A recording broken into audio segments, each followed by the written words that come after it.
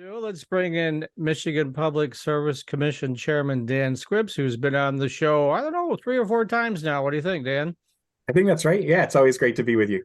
All right, cool. I wanted to get a little bit off track, but we'll get back onto the main topic of winter energy supplies and prices. But we've just had the ITC folks on board doing their monthly update on their energy report. And correct me if I'm wrong, but in the new legislation that has been approved, the energy legislation, you guys, the MPSC, in the case of a local folks being against, say, a new solar farm or wind farm or whatever, you will weigh into the process in some way, but I don't want to put words in your mouth. So how does that all play out? Yeah, it starts with the local unit of government. So if a developer wanting to develop a project in a township meets with the township supervisor, and if they have a compatible ordinance with what's available at the state level, they have to start at the local level. If they get a rejection from the local government, or if the local government sort of takes more than 4 months, which can be extended, then they don't have to, but they can pursue citing from the state, from the commission. And that's similar to how we cite a lot of other energy infrastructure projects: high voltage electric wires, pipelines for natural gas and petroleum and other liquids. So it's something that we've got familiarity doing. We do carbon dioxide pipelines too. So it's something that we've been entrusted by the legislature with citing other critical energy infrastructure, and it provides a path if ultimately things get hung up at the local level. That said, the protections that the legislature wrote into law to ensure that local units of government and adjoining property owners and the like have a voice in the process goes way beyond anything else that we have in statute. So local units of government can intervene by right in our cases, that the developer actually pays their costs for intervening in our cases. That's something that doesn't exist in pipeline cases, I can assure you. So there's, I think, a desire to have a balance here where locals get a say, and we absolutely will listen to what they say. But there are times that the state interest in these energy infrastructure projects outweighs the local interest that's purely local. And I think the recognition that in those instances, there's got to be a process that the state can move forward with projects that are of importance to the state as a whole.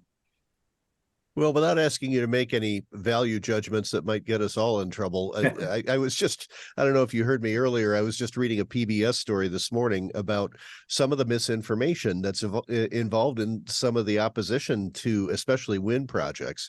The whole thing about, strobing of light of the sun coming through turbine blades, the noise of turbine blades, what the levels of noise are, the fact that do turbines kill birds? Well, yes, some, but actually conventional power plants kill more. There's been peer-reviewed research on that. I mean, you need at some point, I think, to fight the misinformation that I don't want to say is funded by the oil industry, but I think that's might be a safe bet. Well, two things. One is there are a number of provisions in the legislation dealing with sort of maximum noise levels, minimum distances in terms of setback for both wind and solar and energy storage projects. So trying to have some reasonable limits, but without sort of allowing that to kill every project that we need to keep the lights on. And the other part is the best place for this to be adjudicated is sort of in an evidence-based proceeding. And that's what we do at the commission, that our decisions are based on the law that's in front of us and the quality of the evidence in an adversarial court-like process. And that allows, I think, for more of that evidence that you were talking about and less of maybe some of the emotional pleas for projects that really are of importance to the state as a whole. Mm-hmm. And I mean, I can see the opposition to wind projects because, I mean, some of these things are 500-600 feet tall, and it does change the look of the landscape quite dramatically. Anyone who's driven north of Lansing on 127 can attest to that. But I don't get the opposition to solar projects. I don't understand that at all because those hug the ground. I don't get it. Yeah, anyway, a lot of it is, concern over the loss of farmland. And I get it. We actually need to consider the effects on prime farmland and the effects on how much of a local community is dedicated to energy generation. But ultimately, this is about private property, that these are farmers often who want to keep their land in production, want to pass it on to the next generation. This gives them some guaranteed income that allows for some of those choices to be made while keeping the rest of it. It might be that they dedicate 40 acres or 100 acres, but they keep the other 200 in production. And that sort of allows a private property owner to make choices about what to do with their land, often in ways that ultimately preserve it in agriculture, as opposed to selling the whole thing for development of a subdivision. And, there's no restrictions on that. So yeah. Yeah. Well, and for what little I know of farming, sometimes you want to have some of your ground lay fallow for a year or two to reperk. So that could be a good place to put your solar farm, right? Or something along those lines. Yeah, and they're increasing the ability to do agriculture, particularly grazing for animals and things like that. So, and there are things that we need to look at in cases that ultimately end up in front of the commission. So we'll sort that out. Okay. Well, we deviated a little bit from what we were planning to talk about, so let's return to that topic. Oh, I think several weeks ago there was a report that came out from the MPSC talking about, well, what we're all concerned as I look out my window and see 2 inches of snow on the ground and it's 28 degrees out. So what's our situation for winter energy supplies? Abundance? Yes, no? Prices? High, low? Yeah, what's it going to be? We're in a good place to start the winter. This is something we do every year, twice a year, actually. So in the winter, we look primarily at heating related issues. So natural gas, propane, obviously electricity plays a role in that as well. And then in the summer energy appraisal, we look at things, like gasoline prices, and as folks are traveling around our beautiful state, that are more front of mind. But what we're finding is that we've got a decline in electricity demand overall.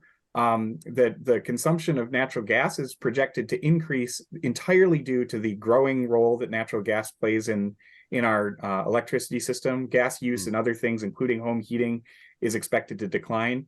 And when you look at some of the volatility in the propane markets and even sort of to a lesser extent in gas over the last couple of years, seeing pretty significant price run-ups, those have moderated as well. So we start from a position of lower costs in general, and sort of real sort of firm resources, both in our sort of unique natural gas storage, underground storage, but also sort of across the board in terms of energy supplies. We start from a good place. You don't ever want to get too confident or take anything for granted, but we're starting winter in a good place. So is the decline in electric consumption, electric demand forecasted, is that a result of continuing conservation efforts and efficiency? Yeah, a lot of it is that we've got some of the best energy efficiency programs in the country. The American Council for an Energy Efficient Economy actually ranked us third of the 50 states in terms of our utility efficiency programs. And you really see that showing up, particularly in the reduction on residential demand. Slight increase in industrial demand, and I think that's attributable to some of the economic growth projects that we've landed, some of the expansions that we've seen in the news.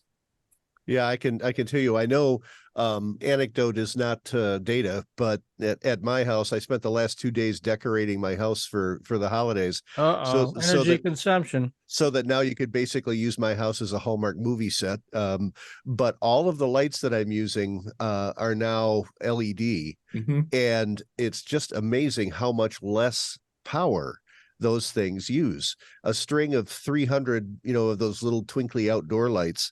I think it was something like 40, the demand was 40 watts for the incandescent ones and 6 watts for the LED ones. And the LED ones cost a little more, but I'm thinking, oh geez, why not? Because they work for years and they basically use no electricity to speak of. So that writ large across an entire society, I think LED lighting is a big part of it. Yeah, huge. We kicked off our weekend by watching Christmas Vacation. I'm always amused as an energy regulator when the Alleluia chorus plays and the lights all come on. They show the meter and it's just spinning like crazy. It's like, well, it's a little better than when Clark W. Griswold was flipping his switch because of the LED lights. Yeah.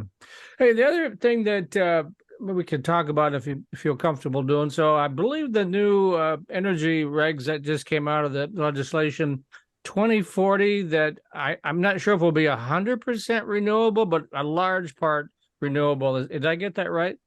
Yeah, it's 100% clean energy by 2040 and 80% by 2035. And then on the renewable side, 60% by 2035 with an interim step of 50% by 2030. So they sort of step up and then step further up.